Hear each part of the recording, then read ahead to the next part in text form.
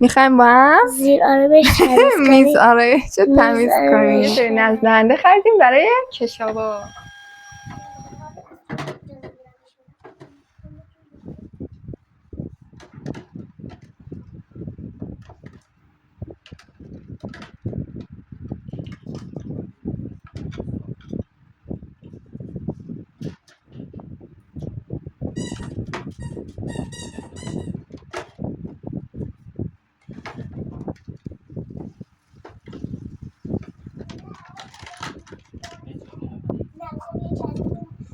خب دیگه تمیزکاری تموم شد، بریم با هم نتیجه رو ببینیم.